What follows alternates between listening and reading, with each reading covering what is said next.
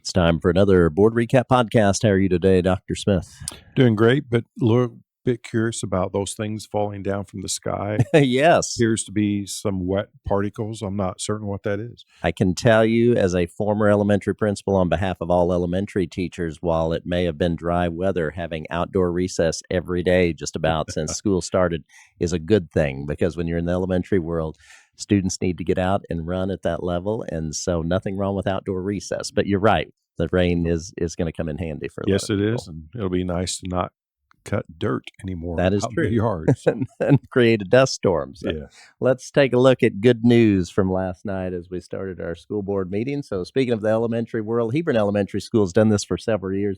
A lot of our schools do a grandparents type program. They switched theirs back during the pandemic, and it was such a success that they've kept with it. And it's a grandparent parade, and their grandparents deck out their vehicles as they're coming through, and students are out there waving and screaming and yelling, and just a great, that's what I love it. elementary school, that's the kind of thing you want to see. Great memories going on. Cause for applause, not Dr. Smith, but Mr. Smith, as you said, no relation to you, but back at where you began your career, Bossy High School, the band and orchestra teacher, and he was this month's Cause for Applause winner. And so well deserving. I've seen the band, and man, they've got a great program, and you can tell evidence of great training.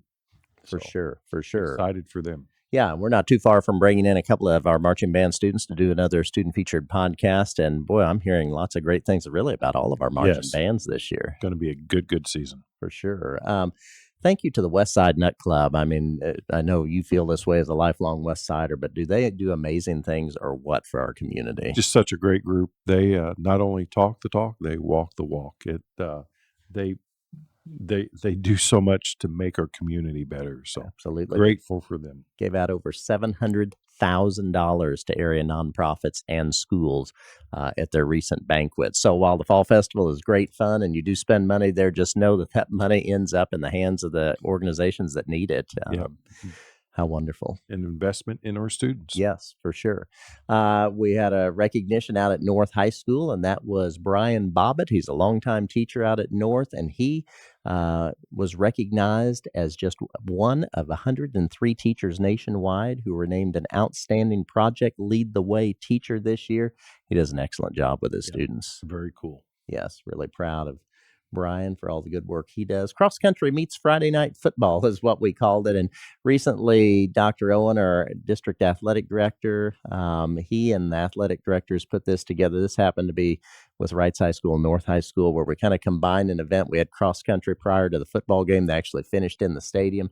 These athletes work as hard as anyone, and it was great to give them an opportunity to finish in a stadium full of people. You bet. Look at the smiles on their faces. I think this is also a first time that we've done this. Yes. Yeah. It just adds, I think, to the importance of cross country. It helps our cross country team members understand their importance to us. And I know they made a lot of memories, and those students are going to remember that meet perhaps more than any other meet that they will run. Yeah, most definitely. And boy, the work they put in the conditioning and training, incredible athleticism. So great to see that event recently.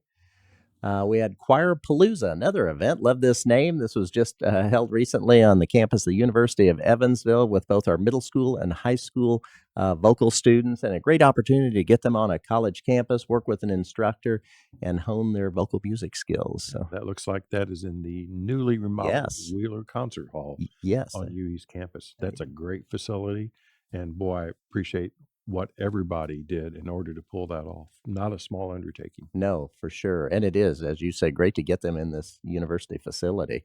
Another organization does great things, United Way. They had their Day of Caring recently, and we were impacted at Washington Middle School. We had a group of volunteers who were there. That is a beautiful facility on Washington Avenue, just such a historic looking school building, but they were working on landscaping, and appreciate those volunteers. You bet. Hats off to One Main, who selected Washington Middle School as one of their projects, and then the United Way.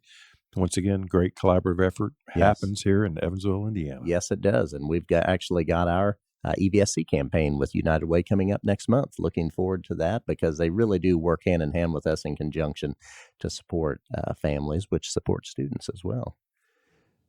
And then last but not least, boy, this was a big honor. Oak Hill School was named this year, just yesterday, a 2024 National Blue Ribbon School. That does not happen very often. Only 356 schools in the entire nation received that distinction this year, and that is a testament to a lot of hard work. Certainly is. Only 16 in the entire state Wow. of Indiana.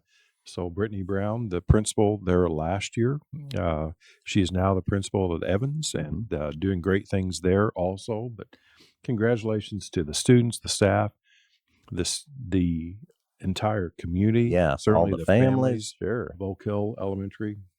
What a great example and a great school. Yes, most definitely. So kudos to them. Lots of good news to share last night. That wraps it up. Okay. So if you want to take us into consent items, that'd be All right. fantastic. Well, let's go on into the consent item 3.02, consideration of allowance of payments. This time was $13,181,006.36. Pretty typical for this time of year. And when you stop to consider that, also included health insurance for that allowance of payment. Going on then to item 3.03, consideration to approve grant proposals. So these are what we call non-competitive grants because they are federal grants that are passed through the state of Indiana. They are awarded based upon certain criteria, certainly one being student enrollment. Type 2 really is for the improvement of staff, really through professional development and those types of endeavors. And then Title 4 is one that is really intended to support students and providing those academically enriching kind of activities. And then sometimes we apply for competitive grants, Right. and those are the ones that, as the name implies, you do all the work, you put that in, then you hope to be honored with that grant. And sometimes you are, sometimes you aren't. They're very Right. competitive. So Well said. Item 3.04, consideration to approve the resolution permitting the investment of surplus funds for total monies. So on an annual basis, we do take this to the board to get their approval to make certain that we can invest surplus funds that we have. If we do have surplus monies, we might as well have that money work for us. We are very restricted in terms of how we can invest those monies by the state, and for good reason. But this is what we do on an annual basis to make certain that we can earn a little bit of interest on surplus funds. Moving on then to item 3.05, consideration to approve their agreement with the EVSC Foundation for tutoring services. So the EVSC Foundation now is partnered with AARP Experience Corps for really early literacy tutoring of our students. It was 6 schools last year. Now we've grown to 8 schools. The AARP folks, Experience Corps, they do great work. yeah, so with our happy to kids. have them working with us. So what a great partnership with AARP and the EVSC Foundation. And so this is the agreement between EVSC Foundation and EVSC for those tutoring services. And then finally, under consent, item 3.06, consideration to declare equipment and vehicles as surplus property. And let's just say, I think the newest vehicle was maybe 25 years old on this. So, no, not 25 years old, about 30 years old was the newest vehicle. So they have, let's just say, Reached their end of life, I think had a is the great- official term. Yes. great life, but have reached Right. their end of life for us. And then there's also a lot of mowing equipment. And then we also have some shop equipment. And You can actually click on the link and see all of the items. It's right Yes. there if you're interested in seeing what those And, items are. you know, when we think about shop equipment, we would use those things on a daily basis. They may still have some life in them for an individual that would use them, you know, occasionally. Especially that wants to refurbish them maybe or add a part to them. But I believe that those items will go to Wolf's Auto Auction for disposal. Okay. And then that takes us into last night's personnel recommendation. Yes, so those recommendations are there for your perusal, and I would encourage you to look at those if you are so inclined. Okay. And then we had several action items last night. Yes, so 5.01 was presented as an information item in the previous meeting, and it really does bring together House and Road Act 1243, 1380, and Senate Road Act 282.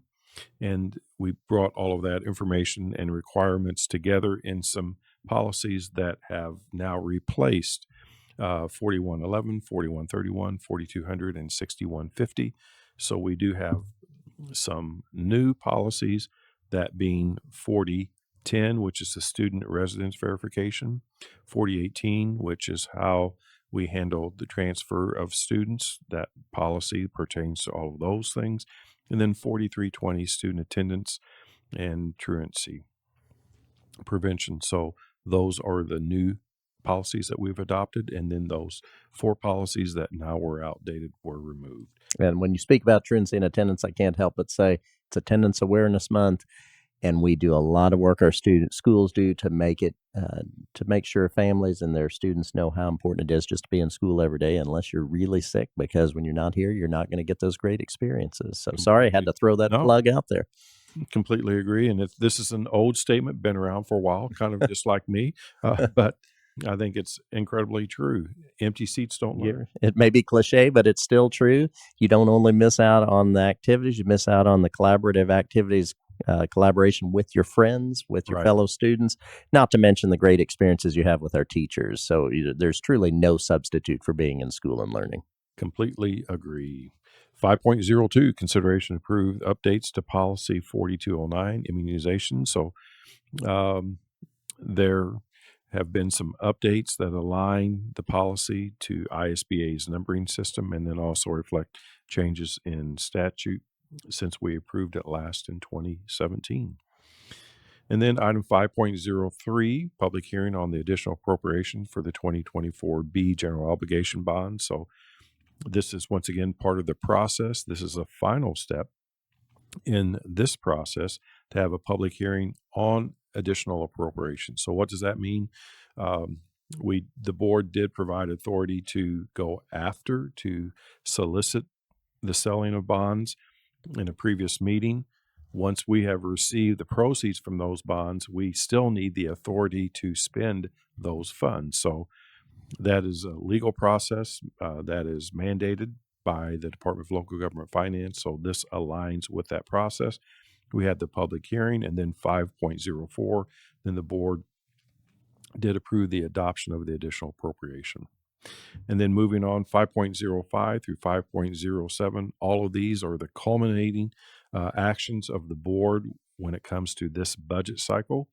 So 5.05 was the adoption of the school budget for the calendar year 2025. 5.06, adoption of the 25 to 27 capital projects fund. And then finally, 5.07 was the adoption of the 25 to 29 bus replacement fund. So frequent listeners will know that this follows process, it follows the law. And this, they've heard of the school budget, they've heard of the capital projects plan, and they've heard of the bus replacement plan. As I said, this is the culminating act then required of the board. And kudos to the board, to you, to Dr. Underwood, to the entire Dr. Underwood's entire team. I mean, so much work goes into putting together a budget that we feel good about and that is going to make us successful. And I know it's listed here, but I feel like we almost need splashing effects here because so much work goes into this. And I know a lot of pride in getting this now done. Absolutely. So then we will put this in, and then we will get our 1782 notice, which is the budget authority, the authorization of the budget from DLGF. We will get that hopefully sometime in October. And then in just a few short months after that, starting in January, we'll start the cycle all over again. Absolutely. So yes. this involves so many of our administrators and managers getting information to the business office. And then Courtney Bolieber does a great job of assembling all this, putting it together. She is one of the very finest in the state. And we're very fortunate to have everybody that participates in our budget process. Most definitely. And then last night we had 4 information items. Yes, and these are the information items that are brought to the board every month by Dr. Underwood. So these are financial reports that just make certain that our board knows where we stand financially. As I said, they're given to the board every month.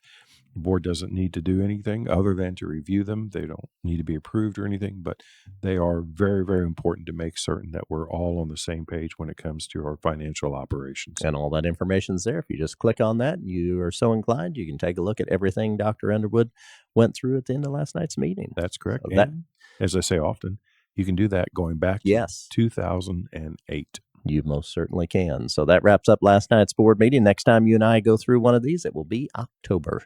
Oh, my goodness. Well, but that is what happens. That's what happens. So thank you so much, Dr. Smith, for going through this information. Thank you. Everybody take care and God bless.